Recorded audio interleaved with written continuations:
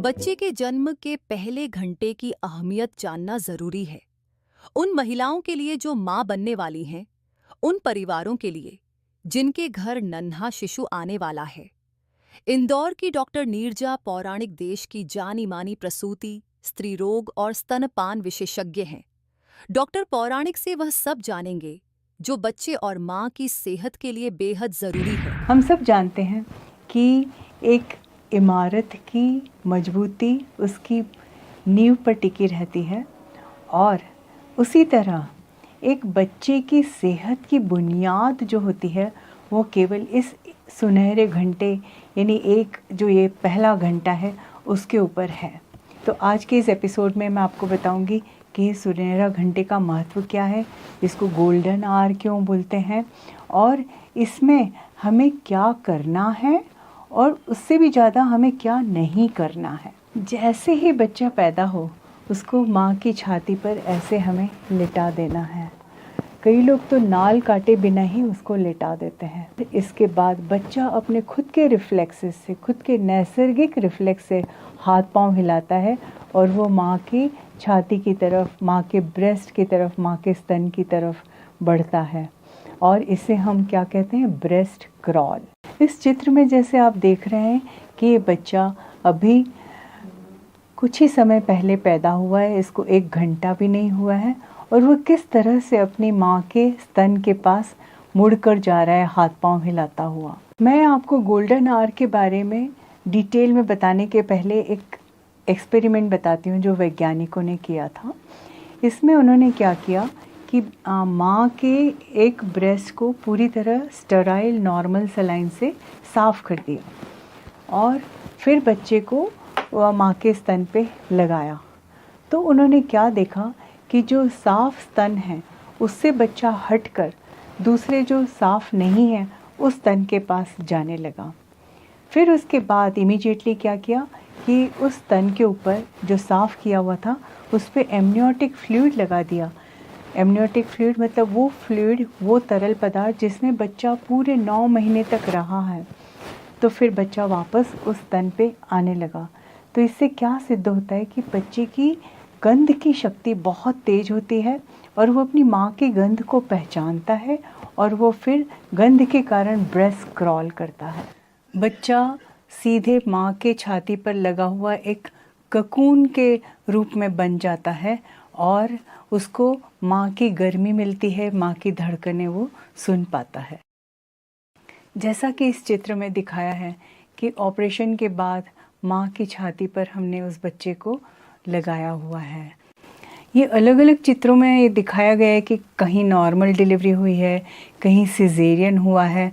तो सिजेरियन है या नॉर्मल डिलीवरी है, दोनों ही केस में हमें माँ के छाती पर बच्चे को लगाना बहुत ज़रूरी है, पहले 1 घंटे, सुनहरे घंटे पर। जैसे ही बच्चा पैदा हुआ और हमने उसे माँ की छाती पर लगाया तो शुरू के जो 10-15 मिनट हैं, उन 10-15 मिनट में बच्चा बिल्कुल लेटा रहता है और हिलता भी नहीं है, कुछ भी नहीं करता।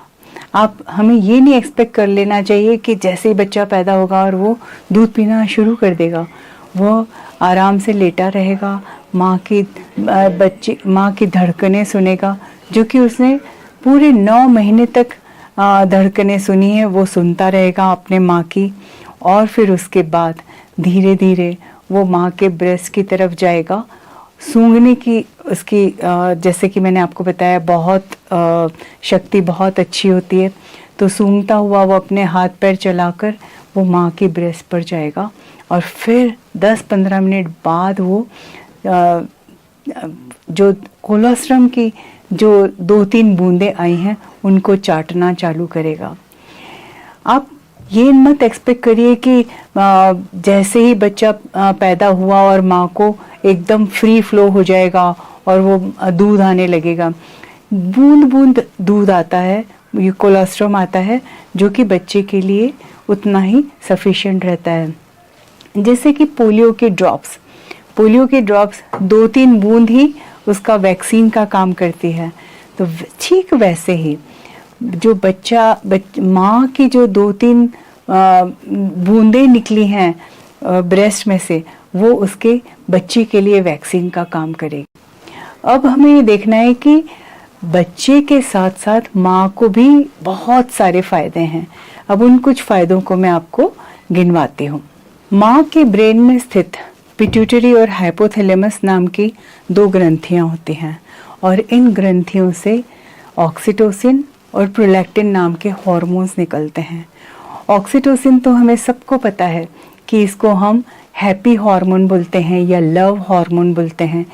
और ये क्या करते हैं, मैं आपको अब इसका एक्सप्लेनेशन दूंगी कि ऑक्सीटोसिन से माँ के चेस्ट का टेम्परेचर बढ़ता है और जैसे ही हमने बच्चे को उसकी माँ की छाती पर रखा तो इसमें टेम्परेचर बढ़ने के साथ साथ निप्पल्स भी इरेक्ट होते हैं, निप्पल का भी इरेक्शन होता है और उससे बच्चा और आकर्षित होता है। फिर प्रोलैक्टिन नाम का जो हार्मोन है वो भी पिट्यूटरी से निकल रहा है, हाइपोथैलेमस से निकल रहा है। ऑक्सीटोसिन बच्चेदानी में सिकुड़न भी पैदा करता है जिससे कि माँ में जो रक्तस्राव होता है उसको कम करता है। तो ऐसे में हमें इंजेक्शंस लगा के यूट्रस को कॉन्ट्रैक्ट करने की ज़रूरत नहीं होती। इन माँओं को जिनको कि हमें सुनहरे घंटे में हमने बच्चे को उसका ब्रेस्ट पे क्रॉल करवाया है, उनमें अपने आप ही ऑक्सीटोसिन की मात्रा इतनी रहती है कि वो बच्चेदानी में सिकुड़न पैदा हो। ये दोनों हार्मोन्स माँ और बच्चे के बीच में भावनात्मक जुड़ाव भी पैदा करते हैं और वो स्किन टू स्किन जब कांटेक्ट होता है उसमें मदद करते हैं। ये वाले बच्चे जिनमें कि गोल्डन आवर को हमने फॉलो किया है, उनमें आगे 2-3 दिन बाद जो बच्चे का वजन कम होता है, ये नॉर्मल चीज़ है, पर वो भी इन बच्चों में उसकी मात्रा कम मिलती है और बच्चे को हाइपोग्लाइसीमिया नहीं होता स्किन टू स्किन कांटेक्ट से, यानी कि उसकी शक्कर की मात्रा कम नहीं होती उसके शरीर में। बच्चे को हाइपोथर्मिया नहीं होता, यानी उसका जो स्किन का टेम्परेचर है बच्चे का वो अच्छे से बना हुआ रहता है। ऐसा देखा गया है कि इन बच्चों में जिनमें हमने गोल्डन आवर को फॉलो किया है, इन बच्चों में आगे चलकर जो फिजियोलॉजिकल जॉन्डिस है उसकी भी इंटेंसिटी, पीलिया की इंटेंसिटी कम होती है, तीव्रता कम होती है और इन बच्चों में जो वजन घटता है नॉर्मली बच्चों का वो भी कम मात्रा में घटता है। फिर अगर माँ की नॉर्मल डिलीवरी हुई है तो हम चिकित्सकों को जिनको नीचे टांके लगाने पड़ रहे हैं, तो माँ अपने बच्चे को निहारने में, उसको बच्चे को दूध पिलाने में इतनी ज़्यादा व्यस्त हो जाती है कि हमें कोई एक्स्ट्रा कुछ भी एनेस्थीसिया देना नहीं रहता है और हम आराम से वहाँ पे टांके लगा पाते हैं। इस 1 घंटे में बच्चे की चूसने की शक्ति यानी सकिंग रिफ्लेक्स बहुत ही स्ट्रांग होता है, बहुत अच्छा होता है और ये वाला सकिंग रिफ्लेक्स बाद में चला जाता है 1 घंटे बाद, और जो कि 24 घंटे बाद फिर आता है। तो इसलिए हम कहते हैं कि ये गोल्डन आवर में हमें इसको चूकना नहीं है, इसको उपयोग में लाना है इस रिफ्लेक्स को, और इसमें दूसरी चीज़ें हमें नहीं करनी है। वो अभी मैं बताऊंगी आपको कि हमें क्या नहीं करना है। माँ की स्किन से बच्चे को बहुत सारे बैक्टीरियाज मिलते हैं। अब ये बैक्टीरियाज बहुत माँ के दूध में एंटीबॉडी के रूप में बच्चे की रक्षा करते हैं, तो एक वो बहुत इम्यूनिटी का एक बहुत बड़ा हिस्सा है। इसलिए बच्चे को और कहीं देने के बजाय माँ के चेस्ट पे लगाना इसलिए और भी अत्यंत आवश्यक है।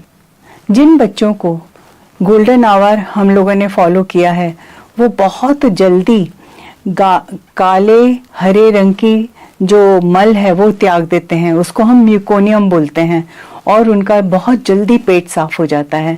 तो ये एक जो कोलोस्ट्रम की 2-4 बूंदें हैं वो म्यूकोनियम को निकालने में मदद करती हैं और वो एक जुलाब का काम करती हैं जिससे कि बच्चे का पेट साफ हो जाता है। अब मैं आपको बताऊंगी कि हमें क्या नहीं करना है। अगर बच्चा जैसे जन्म हुआ और वो रोया है, उसका वजन बिल्कुल नॉर्मल रेंज में है तो उसे नहलाने की ज़रूरत नहीं है, उसका वजन लेने की ज़रूरत नहीं है, उसको कपड़े पहनाने की ज़रूरत नहीं है, नानी दादी, नाना नानी, दादा दादी, बुआ को दिखाने की ज़रूरत नहीं है। उसको सीधे हमें माँ के चेस्ट पे लगाना है। विटामिन के बाद में लग जाएगा, पर ये हमारा जो सुनहरा घंटा है ये चला जाएगा। तो ये जो सुनहरा घंटा है ये केवल माँ और बच्चे के लिए है और कोई काम इसमें हमें नहीं करना है, ये हमें ध्यान देना है। हाँ, उसको शहद चटाने की भी ज़रूरत नहीं है, उसको कपड़े पहनाने की भी ज़रूरत नहीं है और उसको अलग से किसी कॉट में रखने और झूले में रखने की भी ज़रूरत नहीं है। कई लोग सोचते हैं कि पहले दिन पूरा दूध नहीं आता, हम क्या करें, 24 घंटे बाद तो हम उसको माँ का दूध ही देंगे, पर शुरू के 24 घंटे में तो हम ऊपर का दूध दे देते हैं, जो कि गलत है। बच्चे का जो पेट है उसका साइज बहुत छोटा होता है, एक केवल चेरी के बराबर होता है, मतलब केवल 5 to 7 ml दूध उसमें आ सकता है, इतना छोटा पहले दिन होता है। और कई इंस्टीट्यूशंस में, कई हॉस्पिटल्स में, कई जगह ऐसा किया जाता है कि उसको 30 ml तक ऊपर का दूध पिला दिया जाता है। इससे बच्चे का सकिंग रिफ्लेक्स ख़त्म हो जाता है, उसका पेट भर जाता है, वो सो जाता है, वो ज़्यादा रोता भी नहीं है और फिर वो माँ का दूध अच्छे से सक नहीं करता और ऐसे में पूरा कुचक्र चालू हो जाता है और एक विशियस सर्कल बन जाता है। डिलीवरी के बाद गोल्डन आवर को ज़रूर फॉलो करें, बच्चे को माँ की छाती पर लगाना बिल्कुल ना भूलें और किसी कारणवश अगर माँ बीमार है या फिर माँ को कुछ और कॉम्प्लिकेशन हो गया है तो ये चीज़ जो स्किन टू स्किन कांटेक्ट है वो उसके पिताजी भी कर सकते हैं, उसमें भी फ़ायदा मिलता है। अगर शिशु कमज़ोर है, कम वज़न का है, समय से पहले जन्मा है, उसे आईसीयू में रखने की ज़रूरत है, तब ये सुनहरे घंटे वाली उपरोक्त सलाहें लागू नहीं होती हैं। फिर भी कोशिश करें कि माँ के स्तन से निकली हुई कोलोस्ट्रम की 2-3 बूंदें आईसीयू में शिशु के मुंह में चटा दें।